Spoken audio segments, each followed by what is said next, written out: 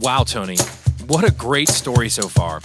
We're so honored to have Chris as our guest, and we realize he's a guy who's made some pretty brave choices as a professional and as a husband and a father.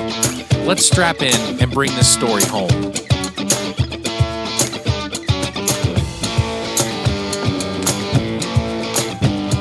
The story that is being told through me is like, as much as I wanted to just be like the plain vanilla guy and not ruffle feathers or be rebellious or anything like that, that's not the story that is meant for me. You know what I mean? So like, I would have been happy working construction, living in Bethel, finding a home out there, you know what I mean? And could have just lived that life and died and been a happy person, you know, but that's not what was supposed to be the trajectory for me. So it just, after so many times of seeing that, you just know when it's like, oh, okay, this is my off ramp. You know, I'm supposed to go this way. I don't know what it's going to be, but let's do it. Right. So, well, how was that success affecting your family?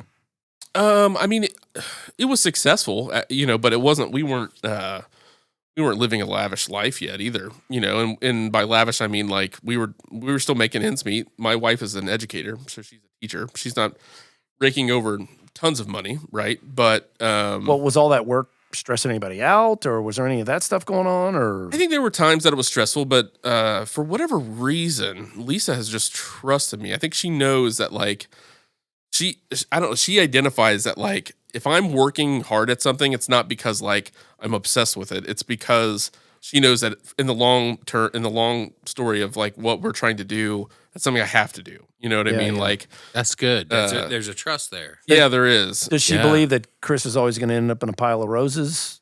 I think so.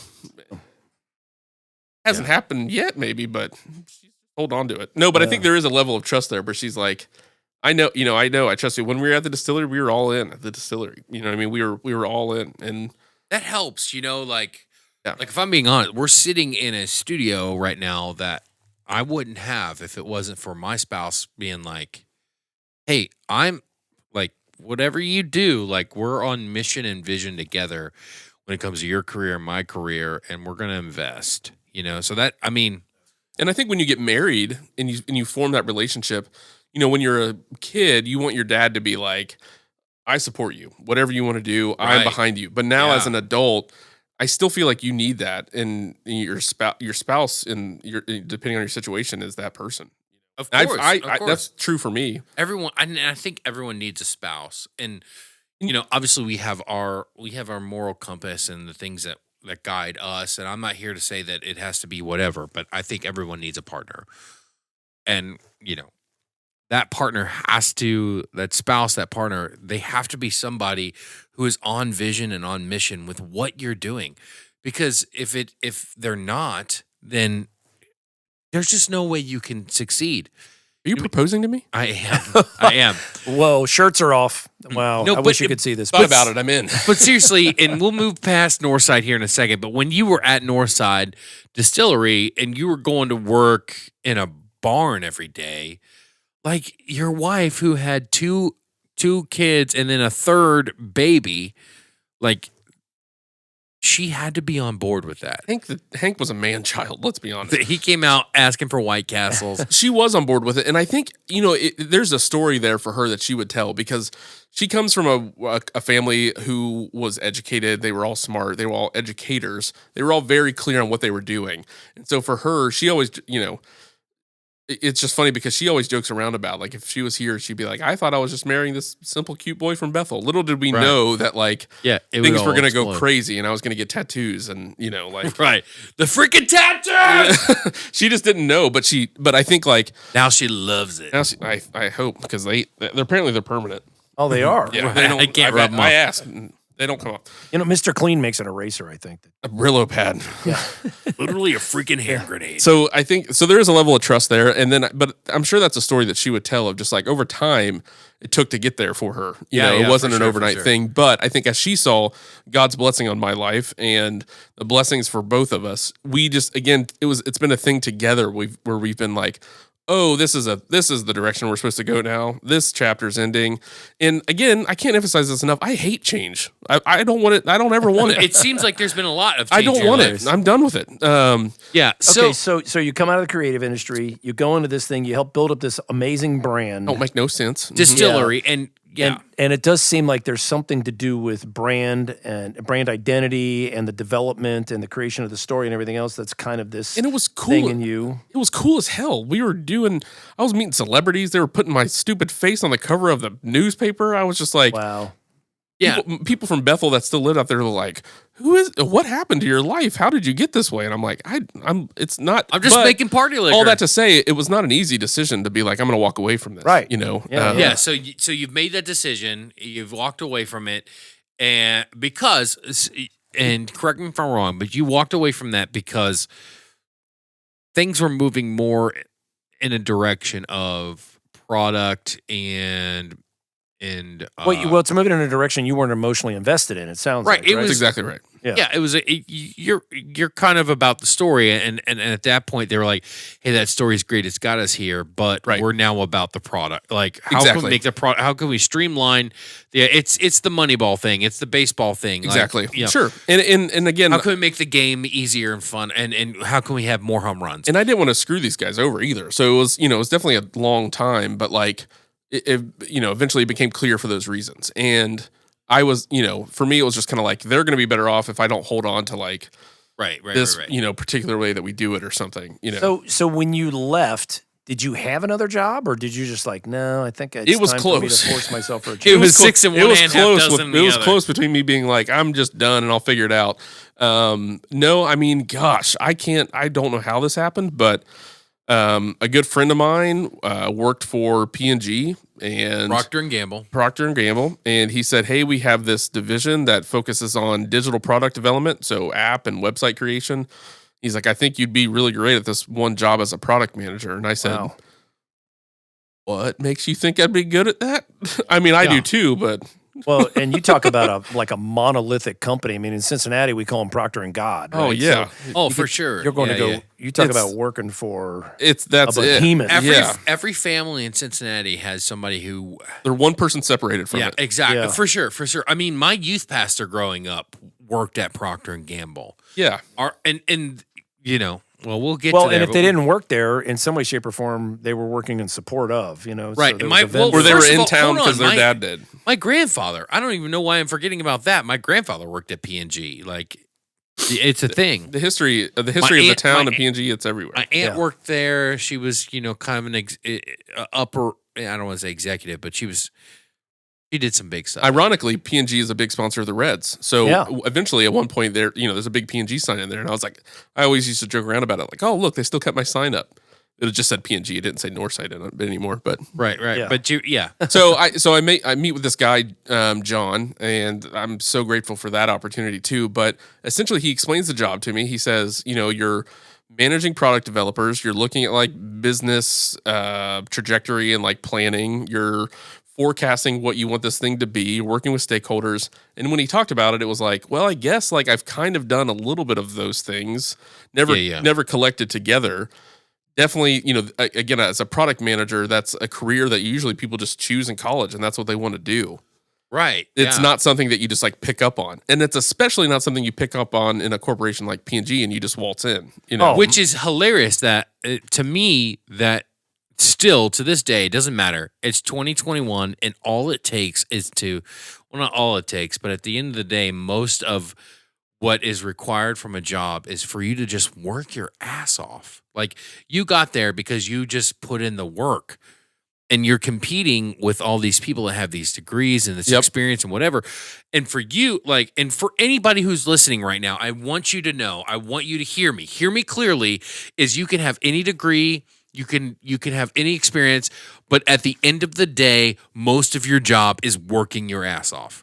Most of your job is showing up and being committed and saying, I'm going to give everything I can for this paycheck because I want to be respected, because I respect this paycheck, because I know what it means for my family. And that's what you've done. And the Yeah. fact that you can walk into a place like P&G, who you walk in and they go, okay, what college did you go to? What degree do you have?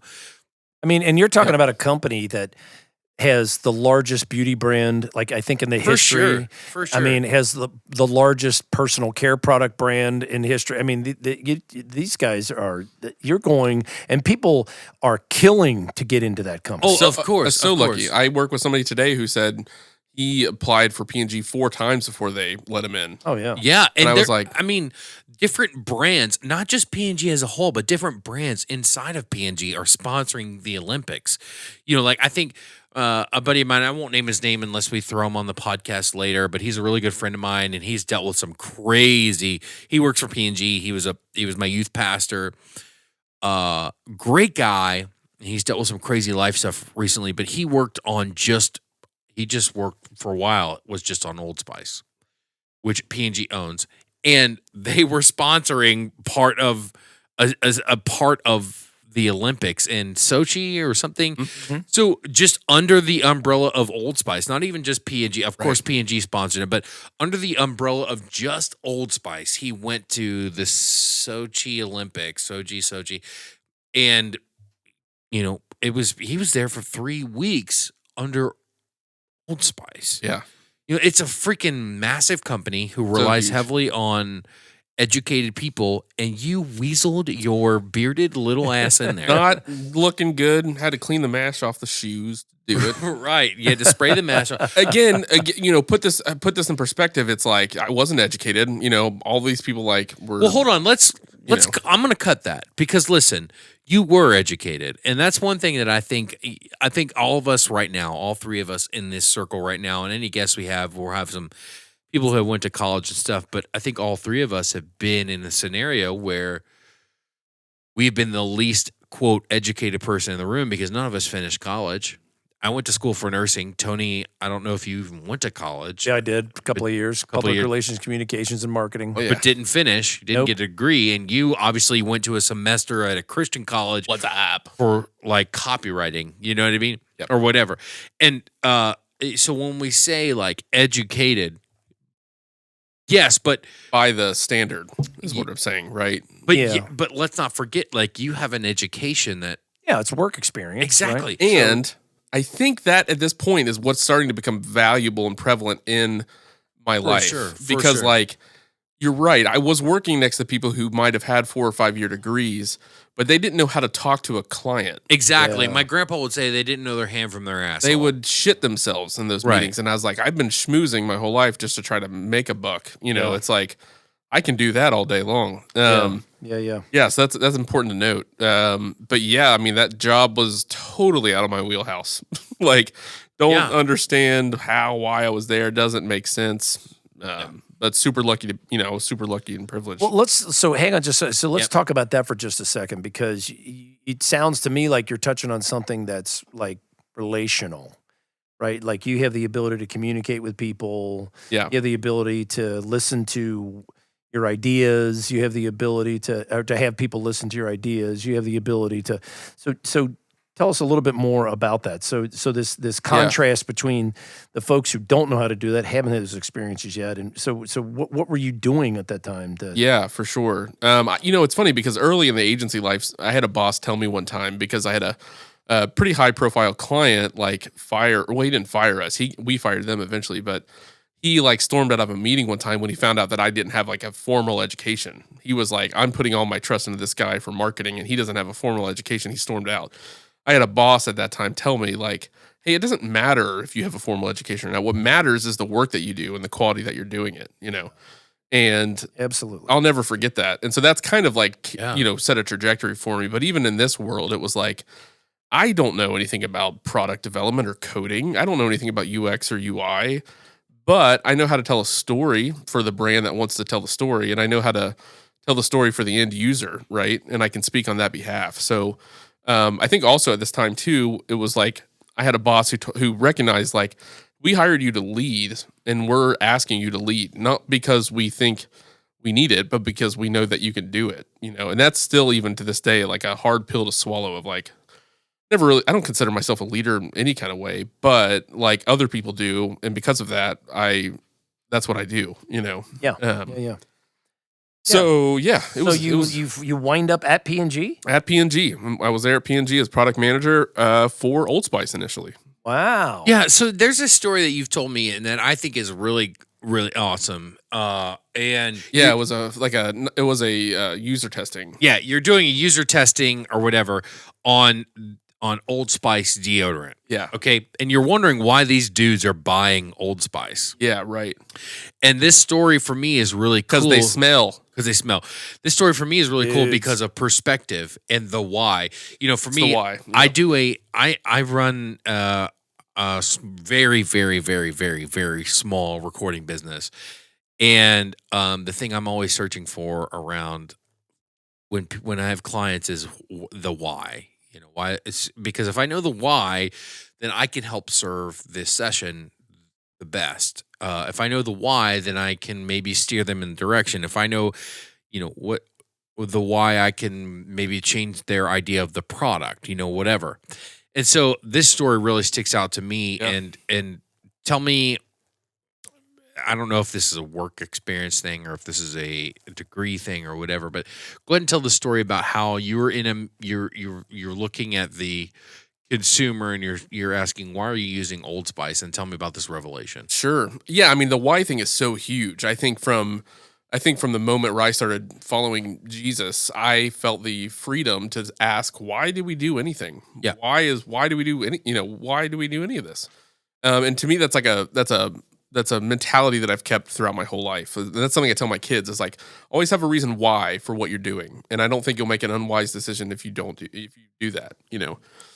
It's hard for a 8-year-old to think about it that way. Yeah, but the 8-year-old has a why, because I wanna. why are you throwing Legos against the wall? Yeah, right. It doesn't make sense. Because my But sister's a jerk. one day I want to be like, why are you sneaking out at night? Or something. I don't know. Well, that's so funny because one of the last guys that I worked for, he and it's a good point, but he was looking for folks who could sell, but he understood he understood early on that the key to selling is relationship. Right. It's asking why.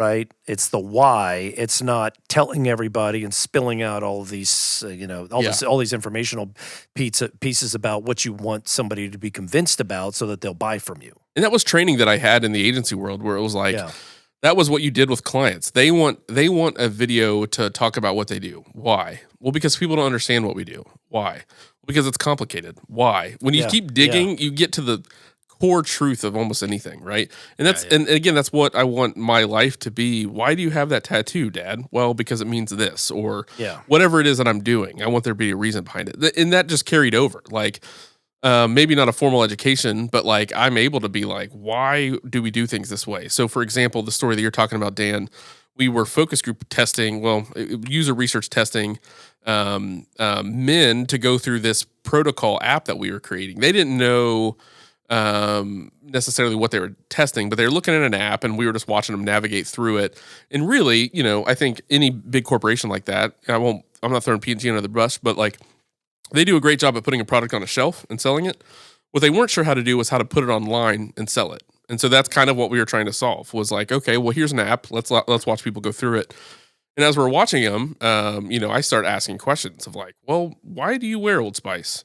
And I think we had something like 75% of those people that we surveyed and were watching them work through this app would say, well, that's just what my mom buys me, And we were like, oh, okay. That makes sense, I guess. I don't know. And so that just became a theme over and over again. And then just one day I was like, why are we talking to these guys? We should be interviewing moms. Yeah. That doesn't Why make are they sense buying? to me. Because they're just wearing it because moms and girlfriends Moms are just buying buying it. Exactly. Yeah. So let's talk to the women. we started bringing in moms. We're like, hey, go through this app or whatever, but why do you buy your son's Old Spice?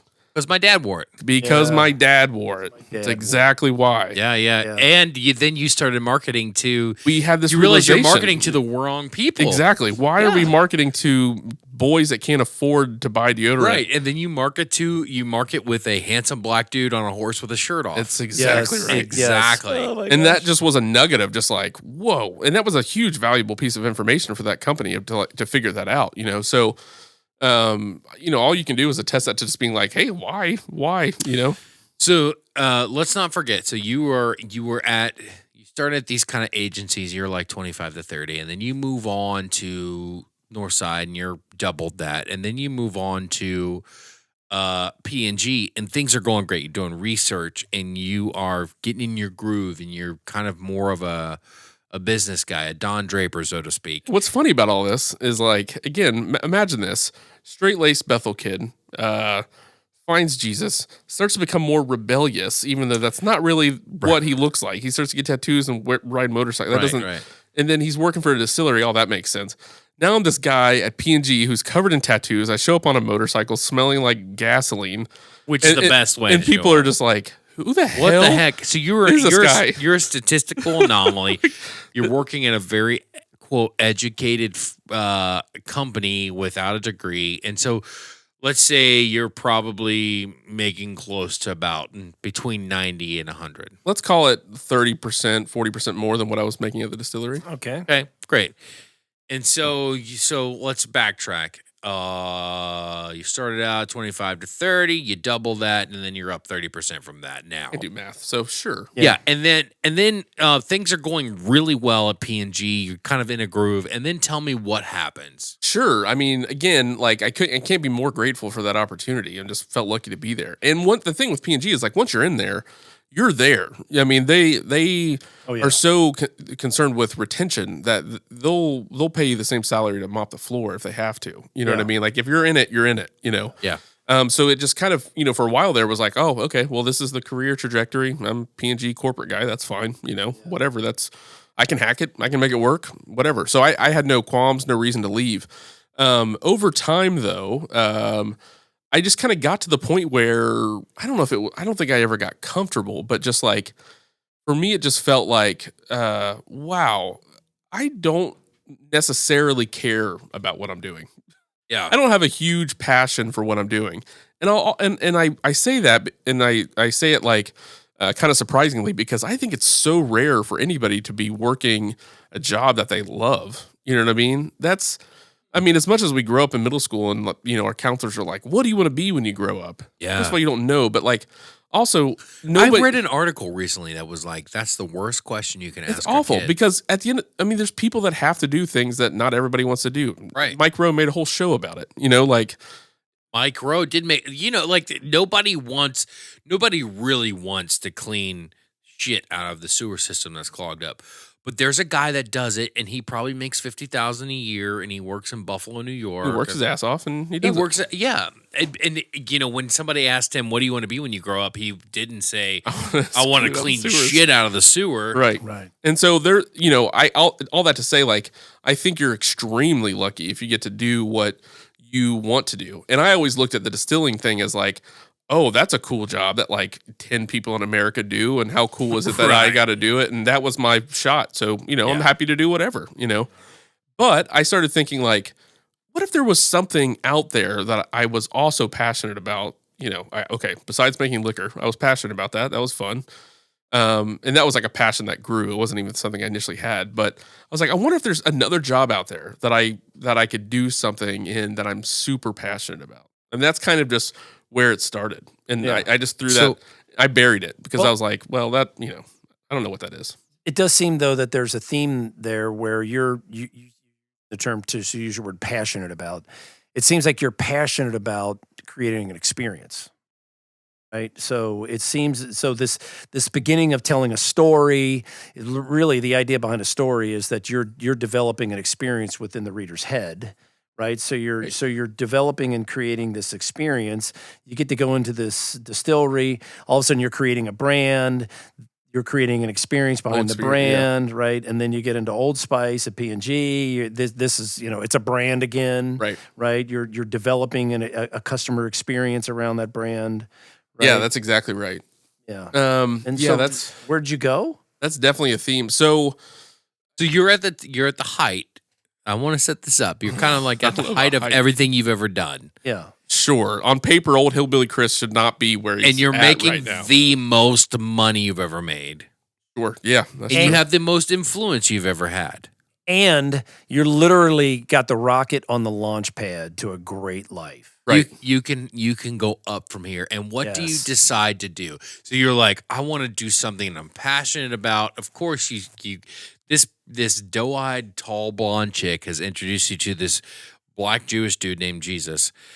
So, what do you decide to do when you're at the height of everything? You could go, you could literally go anywhere. What do you do? Rock and roll, baby. Woo! Rock and roll. Yes. My name is Chris Quartz, and I am going to work for a Church. great. Whoa! What? What?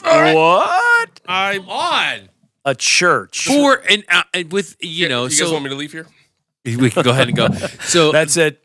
you know, Interview's over. I'll go ahead and get this through. So you started out 25 to 30, you doubled God. it, you're making 30% more, you go to a church, and you're probably making 20% less now. I don't. Jesus don't pay no, not a lot too good. Right. No, but you know, again, it was like, you know, it was a thing where it was like, okay, what else can I be? What else am I passionate in that? You know, I don't necessarily. We've never needed money. We've never, you know what I mean? Like, it's nice to have for a house and things. You know, maybe if Lisa was listening, she'd be like, it'd be nice to have more money. But It'd be nice to have more money. I've been really never love DoorDash. I've been never motivated necessarily by that, except for the side of just like I need it for essential life, right? Yeah. And so happy to hit the nail on the head at P&G for 35 years and have a heart attack and die like a good quartz man does, you know, and be done with it.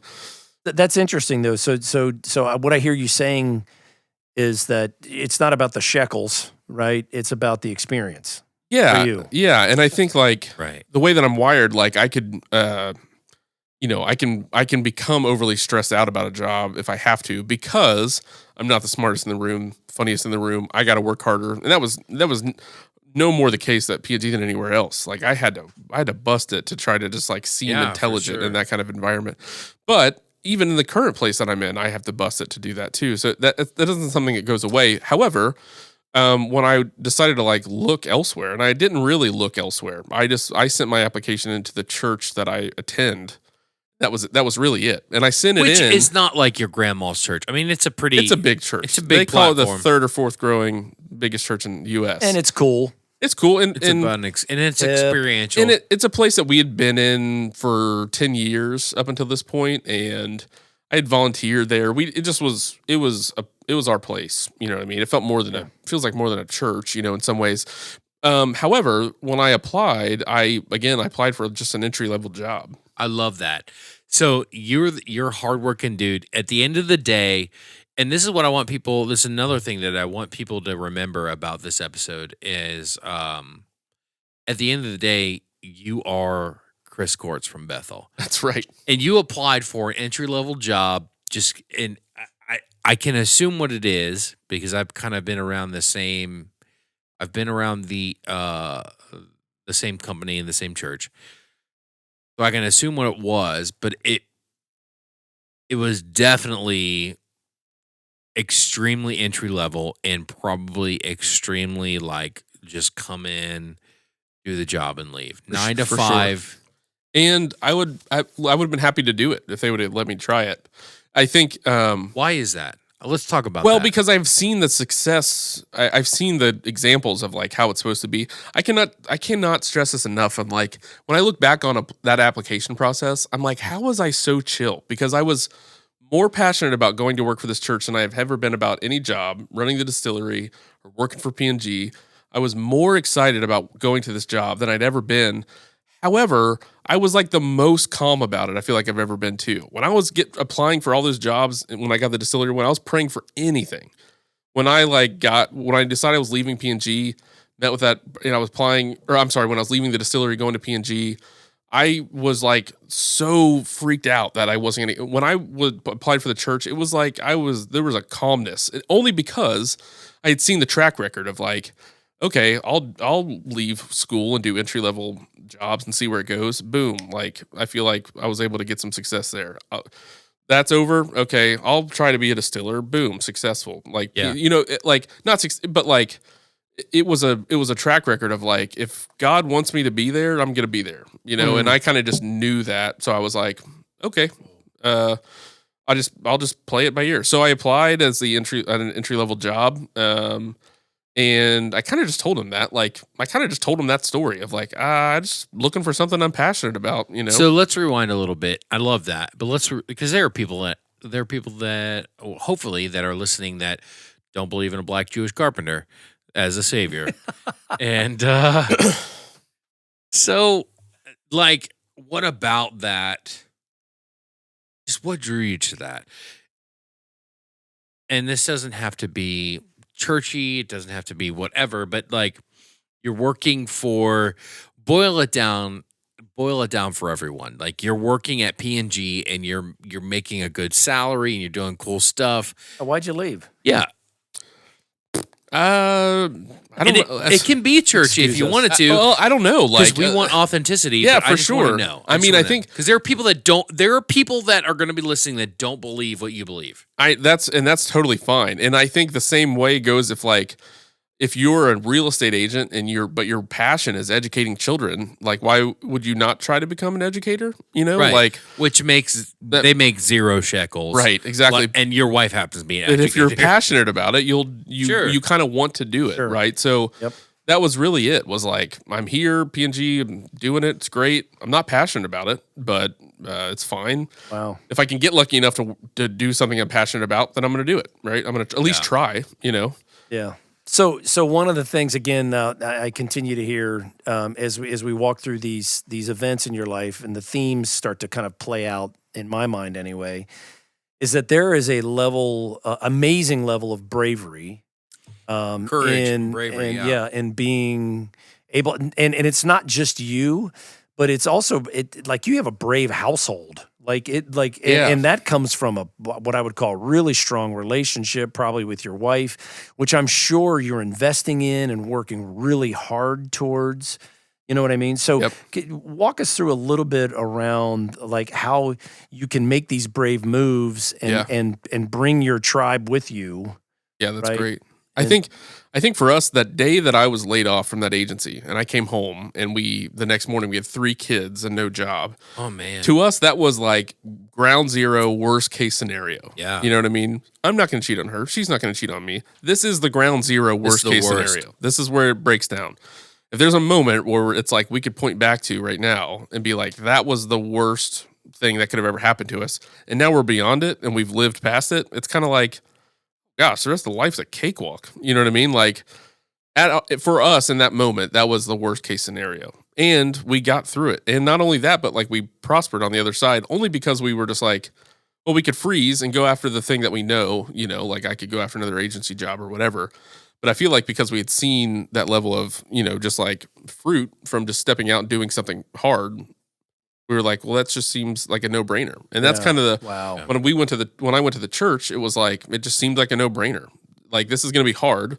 It might pay less. I may not start at the same tier that I would from like a P&G level, but it's what, you know, it's a risk, but we know that it's what we want to do. Yeah. And That- you're that not is so cool. yeah, That and is you're so not cool. going to have a heart attack and die from it in 10 years. Well, but also, you know, It's pretty stressful. Chris, it's but- pretty stressful. Chris, the thing that I'm hearing from you, I also see in Dan, right? So I see Yeah. some similarities there in kind of Dan and your household and some of the brave things that you're doing around what you're passionate about. Yeah, And how somebody's got your back there and you guys That's are doing it. it together. And Oh my gosh, my wife, man, there's a line that I quote all the time, and nobody really knows it because it's before our time. And I you know, Tony, we've discussed that I'm kind of before my time, but there's this line from a George Jones song that says, "What my woman can't do can't be done." And wow. you know, and anything that I've ever done, that woman, she has been so supportive and so on board, you know, and I don't know that I could have survived without it. And I know we haven't talked much about her, but I see your wife as the same way. Lisa is, and she gives you a lot of guff. I mean, she definitely put you through the ringer, and I think you like it. I think that kind of it stokes your fire.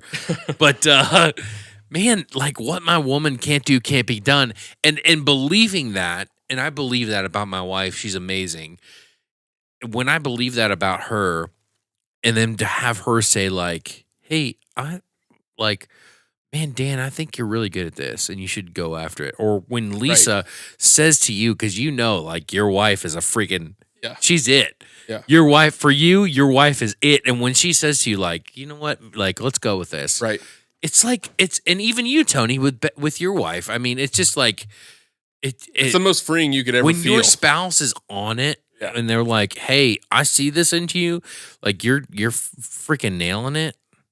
Well, but it's also, I think there's something to probably lean in there a little bit around the fact that, so there's a lot of people out there that aren't married. A lot of those folks would love to be married, right? But there's something to having people in your life that know you for who you are and have your back. And that, and that can look like a friendship. It can look like a parent. You know what I mean? Like I've seen it look different for different people in their lives, and they'll all call that out. There was a friend or this person or whoever, that recognizes something in them, recognizes that they could be better. And I think for a lot of us, I think a lot of times people just push that off. And I would say like, man, lean into it, because I'm not the person who is like, who feels that way. But like when you get stoked like that, that's like how I move forward. So you're a hard worker, right? And you've applied for this entry-level job, this nonprofit. It's a church, but we'll say nonprofit so that it's applicable to a lot of people. Because it's something you believe in. And then you go and kind of meet with them. And then what happens? So you're at P&G, you apply for this nonprofit. It's super entry-level. And then what do they say to you? Yeah, for sure. I got a first interview, luckily. And, I just told them that story of like, hey, I'm at P&G. I could work there my whole life. I'm not exactly passionate about it. The only thing I could think that I would be more passionate, that I would be passionate about would be working for this church, and and then so I went through that first interview and was like, okay, great. And again, left, like, didn't think much about it, and if I told them like, hey, if there's something, great. If you think if you think I could come on board and help, then great. If not, no big deal. You know what I mean? I'll do whatever. I'll keep just doing what I'm doing. And then so right after that, that particular person I interviewed with, like, passed my resume around to other people in the business, because she had told me in that interview, like, I think you would do this job very well, but it seems like you're a bit overqualified. Like, what are you doing interviewing? But hold on. No, you're not overqualified because of your education. Yes. You're overqualified because you have worked your ass off and done tons of great stuff with diligence and freaking determination. Your overqualification is your industry value. First time I've ever heard that. Yeah. That I was overqualified. That had to feel great, right? I mean, so we'll get into my story later, but I work I'm in a position where I have this studio part-time and I'm doing this podcast, and I work for a company part-time, and I'm in a similar position where it's like I was managing a team, and now I am doing a very direct role of like, I'm doing a very direct role that is not managing a team. And one of the things that I was told was like, hey, like, oh my gosh, I feel like you're a little more qualified than this. And it has to feel, for me, it felt like, oh my gosh, I feel. It's like a privilege. You feel like it went right. Like I don't want to overgloat, but it's like, you've worked your ass off. Well, it's the first time where you're not an imposter. Exactly. You're actually like, wow. That is it. You guys are unlocking something in me. You're right. That is right. And that's so true. And that's probably the first time. And this is what reminded me of that, is like, it's the first time you've ever heard that. It is the first time, for sure. And, you don't think of your given life. There hasn't been a whole lot of time from Hillbilly Chris to now. And I just think about like, oh my gosh, there's been a lot of change that has happened, between now and then. Right. And there's a couple different ways you can look at it. I like to look at it through my worldview, which says that God working in my life has given me these blessings. Some people would say, working hard or whatever it is. But I, again, just found myself in the way that I would see it, a lucky position, like wow, okay, I get to go do this thing that I feel passionate about doing, right? So let me ask you just a couple of questions. So the first question is, we all have identities, right? Something that we've boiled up in our head to say, okay, this is kind of how I see myself. Right. So for you, so you've talked about work, you've talked about family, probably not play as much, but it sounds like you've had a lot of fun working. You've had a number of different titles. You've talked about kind of developing this vision for you. So what would you say, is your identity right now, kind of through this? Yeah, sure. And and to even close that last bit, it's like, so I eventually did get hired at that church, right? Oh, Right. yeah, No, sorry. yeah, No. I'm coming back. Yeah, So, but like assuming- not at the entry level position I applied for. They were like, we want you to come in and help lead this team that we're building, right? Which is Oh. crazy. Yeah. Pretty So crazy. they were like, hey, you're Oh, I didn't know that part. Yeah. Yeah. So Yeah. you were humble. You're like, I just want to be a part of this thing that I believe in. And they said, hey, we've seen your worth because you come in every day and everything you've done. You come in every day. You've hit the nail on the head. Wow. You've worked your ass off. Right. And we want you to lead this team. Right. Which also, the team that you're leading is, and correct me if I'm wrong, the team that you're leading is also leading the vision for this whole nonprofit. We call it's a church, but this whole nonprofit. Oh, it's Sure. a huge thing. This is the way, how you think about it too. Like the person I report to is the woman who started this church. Yeah. We're talking wow. third or fourth. And so I'm just like, Which, it's to give a perspective, this church is, it serves probably, 50,000 people a weekend. right on site, right? So it's like, but so not only did I get to work for this company that I felt extremely passionate about, or this nonprofit that I felt extremely passionate about, but I get to work alongside with the woman whose vision it was to start it. Oh, Right. and by the way, she left P&G to do this. You're like, so Procter it's and like, Gamble. wow. Yeah. yeah. So pretty surreal. So Yeah. so when you're talking about like, you said like, what is like the theme? How did you phrase Identity. that? So, yeah, the identity. of all the stuff that we've talked about, there's Yeah. got to be something now where you're kind of in the back of your mind saying, okay, this is who Chris. I hope maybe. I think they start to. I think psychologically they say you start to form who you are between the ages like 25 and 30. That's pretty much where you become. Yeah. Maybe that's true, but like, one thing that hasn't wavered is like my faith, right? So like I'll say that first and foremost, that is the identity that I have. And through that, I feel like I've also been the freedom to like just be myself, right? So I think the identity that I have through it, and the only reason I know this is because this is what I hope I pass down to my children, is like, we got to work hard. Like our family motto is like, courts is get grit, which means like we work harder. We are gritty. Like we will be scrappy if we have to. But I think Say that again. The courts is courts grit. is get grit. Oh, Courts is get grit. that's Yeah. cool. It's not only because I like grits, which I do, but Which, hold on, sidebar. When you got a fresh hot pot of grits, Oh, are you putting butter and salt in them, or are you putting sugar and cinnamon? flesh and blood, man. I want salt and butter. Oh my gosh! so you ever had shrimp and grits? Like yeah. real With the shrimp- cheddar, low yeah. country on a big boil, old pan. There's a restaurant in town here that does it so good. shrimp and grits. You can go ahead and plug that restaurant. It's called Shrimp and Grits. I'm just kidding. What if that's all they did? So I would say that's like the identity, and Yeah. the identity that I want to tell to the most important people in my life, which would be wife and kids. It's like, we're here because of, that faithfulness. But then, I think also like, you have to work hard. And not only that, but like, I also get to like, I am extremely lucky where I'm married. I've got 3 kids. I still get to play in that band.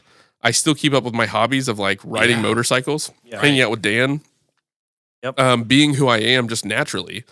I have a freedom to like not only like work and provide, but also get to like be who I am. you know? Yeah, and I would say that outside of, I don't think that where you're at right now is going to be the profession that you're going to be in 20 years or 15 or 10.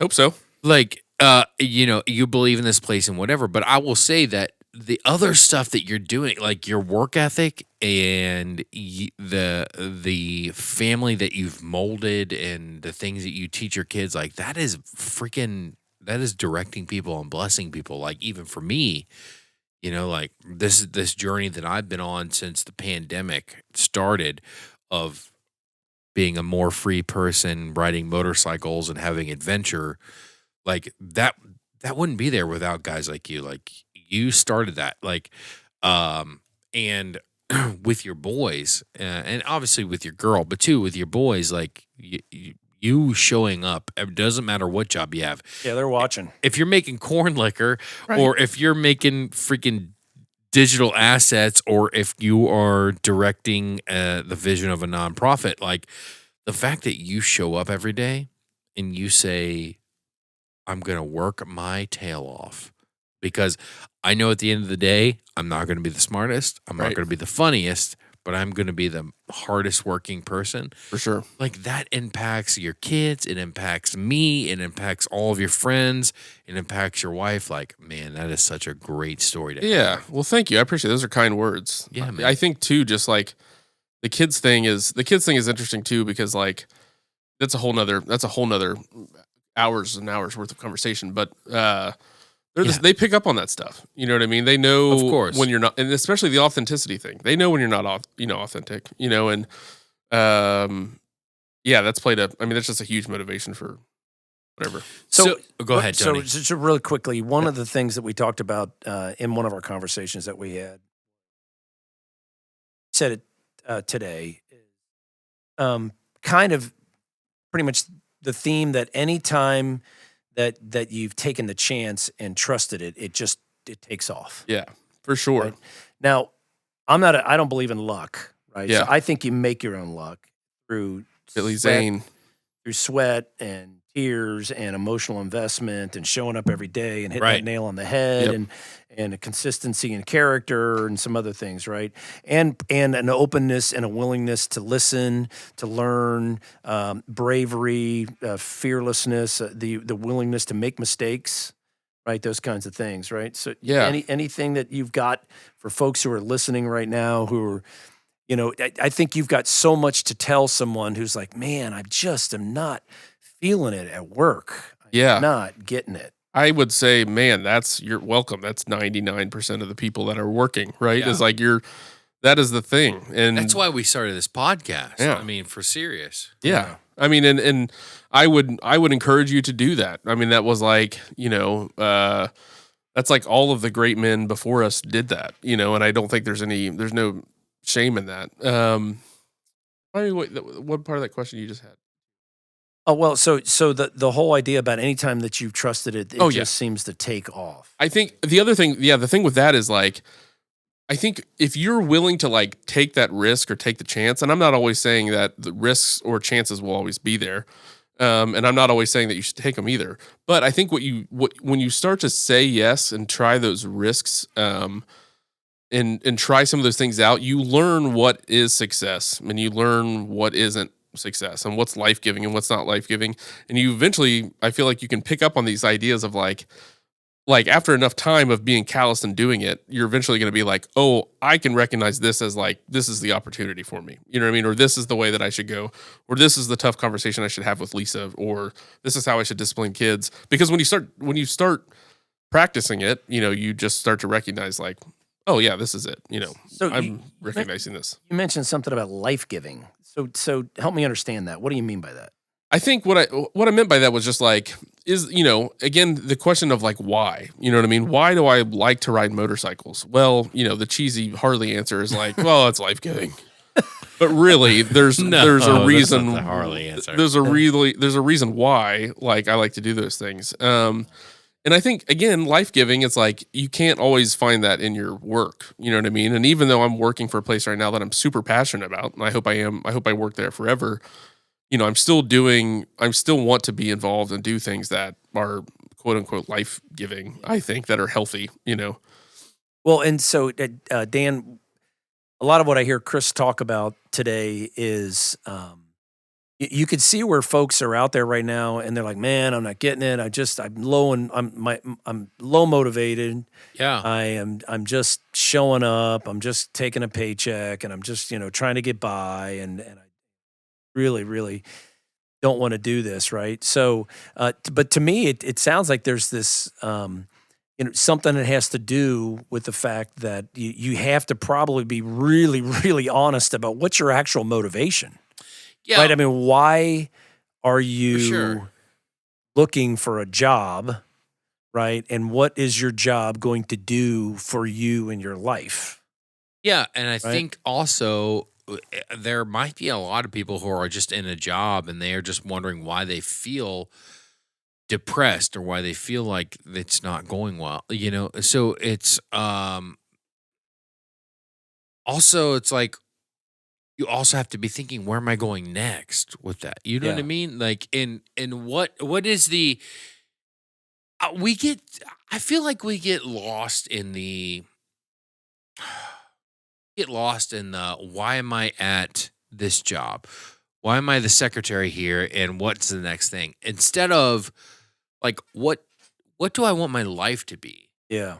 And People they want to find happiness in your work. right, and I think the thing for you, the thing where you found this joy, and I started this whole episode with the joy that we see in Chris Courts.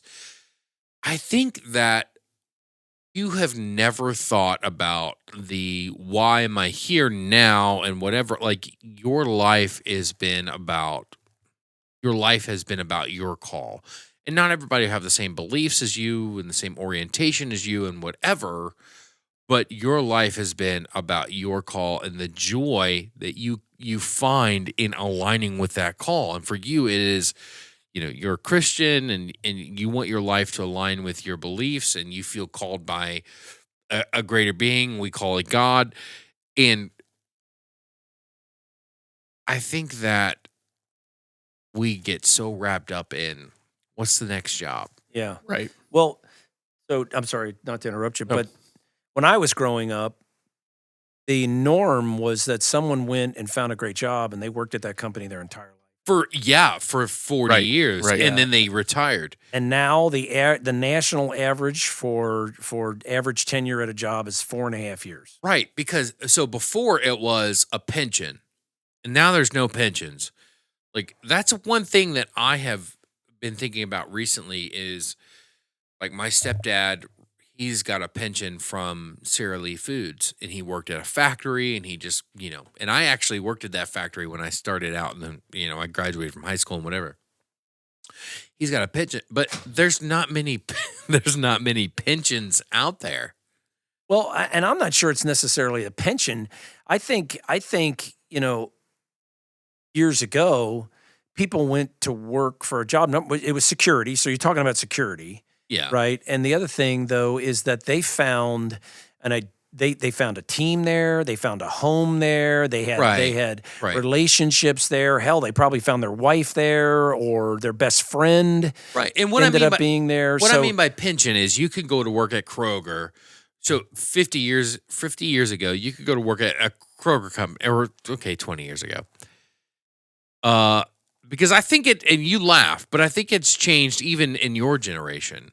But you could go to work at Kroger and you can get a pension from them, and that's your retirement. Now it's like your 401k or 403b or whatever. It's fluid. And so you can work at several different companies over the span of 25 years, and the investment changes, the relationship changes, and your vision changes. Your vision is not for that company. I would say that my grandfather, his vision was for Western and Southern. Yeah. He worked for Western, but Yeah. me, my vision is not for where I'm working. My vision is for my family, and I can work at several different companies over the span of 25 to 30 years, maybe 40 years, and my 401k stays the same because all the that's a thing that goes with me. Yeah.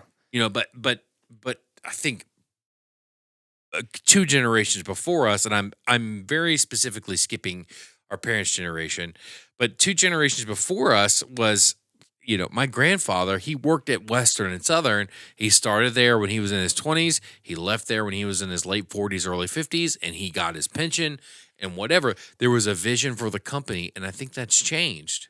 Yeah, it's definitely changed. But I also think it's changed within us around the fact that I think people they're seeing themselves Yeah. as the company. Right. That's it. Right. That's it. And instead of it Right. being an identity, so it's almost the difference of I want to be a team player versus an individual contributor. And it seems like now there's this mentality towards individual contributor, and I am my company, and I'm going to do what I want to do, and I'm going to be restless until I find. And so if I think what I'm seeing and hearing is that if that is your mentality, and that, then man, you got to be brave, right? Yeah. You've got to push, and you got to outwork, and you've got to be brave, and you've got to You got to be the hardest working person in the room. You got to be Chris Courts. And then I think too, like when you feel complacent, you know what I mean, or you feel like your job isn't making you happy, that's okay, because I think that's pretty average. You got to find that joy and happiness somewhere else, doing something else, Yes. you know, and have that side hustle or have that side hobby or whatever it is, because if you don't, you're just going to be fried and you're going to be unhappy. We grew up in the generation where counselors ask us what we want to be, and now that we're not astronauts, we're pissed. You know, Right, so we're exactly. we're not going to be happy.